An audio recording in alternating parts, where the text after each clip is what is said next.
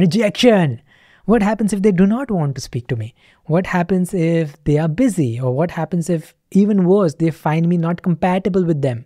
So what do you do about rejection?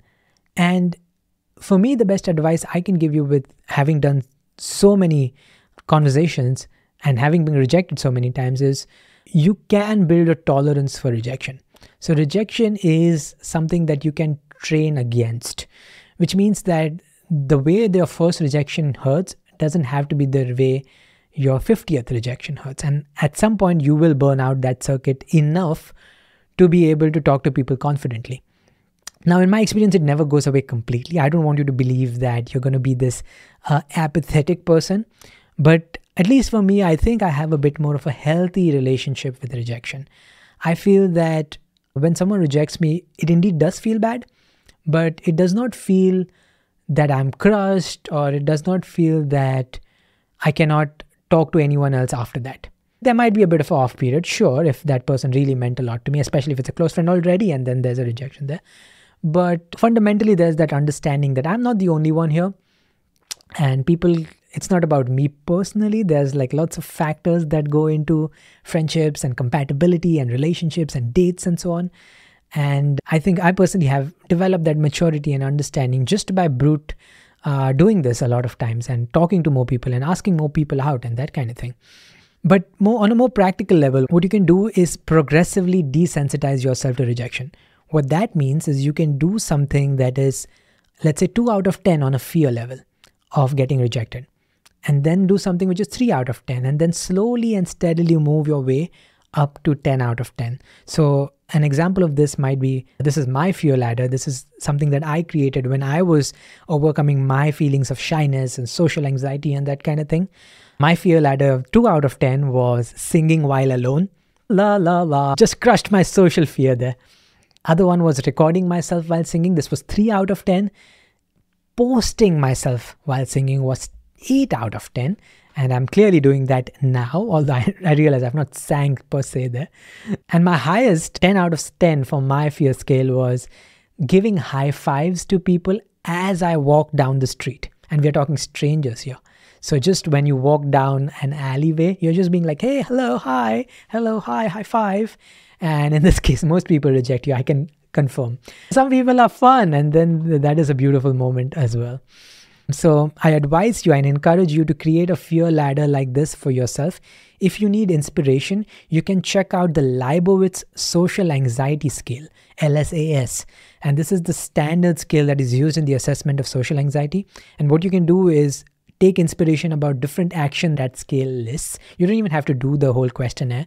You can just take inspiration from that and then rate your personal fear levels on those actions, like giving high fives to people or singing in public or asking someone out or asking your crush out and things like that. Write down all of these actions. I encourage them to be like 20, 30, 40, 50 of them. And then besides each one of them, write down the fear that you feel for each action. And then what you're going to do is order them in ascending level of fear. So it's nice if you do it digitally so that it's easier to compose this list. And then that's it. Just now start knocking off maybe 2 actions per week. So don't rush it. It took me years to be more and more socially confident. It's definitely a progressive thing. So you don't have to rush it at all. So I highly recommend doing this fear ladder exercise. It will serve you really well. So far, we have been talking about rejection coming from others. There's another source of rejection. That's right. That's yourself. And this is often called as embarrassment or awkward or shy and so on. You can use many words for this, but embarrassment is what I'm going to roll with. And just like you can train for rejection, the other one, you can train for self-rejection. And you can do embarrassing things intentionally. Now, of course, without harming others, goes without saying, and even without disturbing others. But one of my favorite exercises for embarrassment has been to dress in a peculiar way just for one day.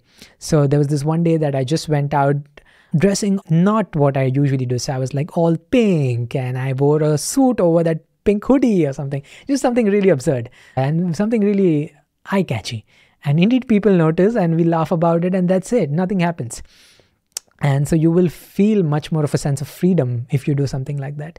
Other exercises that I have done is laying down on a sidewalk. So I go out and I lay down, and then people walk, and some people notice you. Most people don't even notice you, by the way, when you do something like that. Of course, be safe. And again, don't do that in the middle of the street. Take safety precautions, of course. But other than that, the world is your oyster. And as long as, in this case, you're not even saying hi to anyone. So you're just doing your own thing. Of course, you can go out and sing, and those are more standard things that you can do.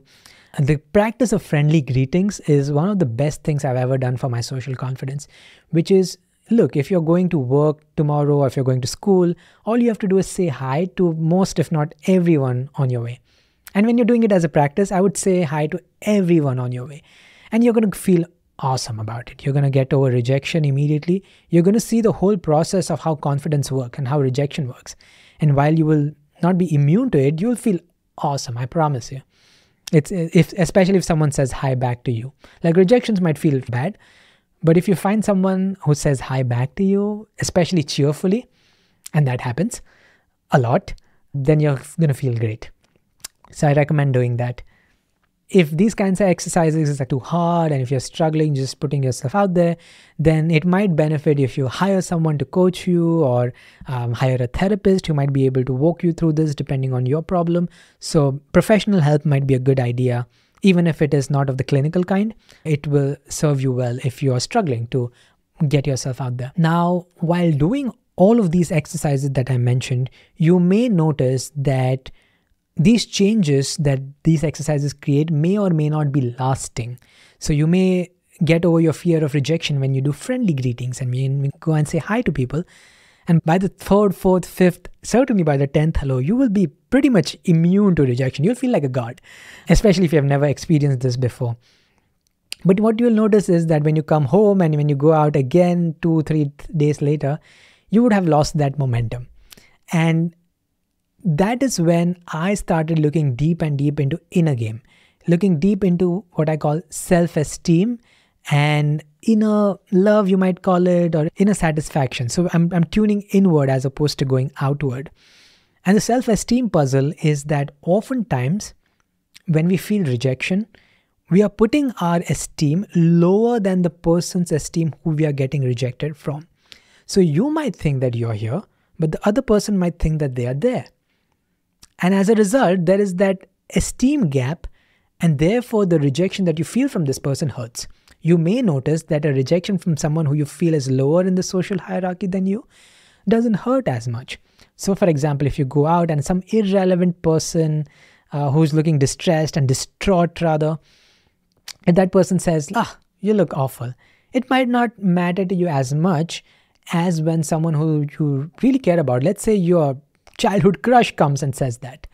And so that's where there's a game of self-esteem that's happening. And a lot of relief from that is recognizing that all humans have equal worth. Like, these social hierarchies are competences. They are not necessarily human worths. So they might be better at something, let's say looks, for example, which may or may not be true, but you may have other qualities. And on a more fundamental human level, I believe worth comes from both.